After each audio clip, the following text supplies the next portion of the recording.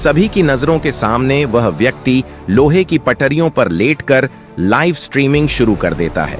उसे लगता है कि वह आसानी से ट्रेन के नीचे से निकल जाएगा, लेकिन सच्चाई कुछ और ही थी, क्योंकि कई ट्रेनों के नीचे के हिस्से में अतिरिक्त उपकरण लगे होते हैं।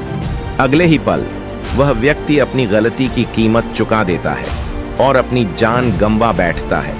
लेकिन एक और व्यक्ति, जिसे पुराना काला कहा जाता था, उसने ऐसा कोई लाइव स्ट्रीम नहीं किया। वह सावधानी से ट्रेन के नीचे से गुजरने में सफल रहा। इसके लिए एक लाइक और सब्सक्राइब तो बनता ही है।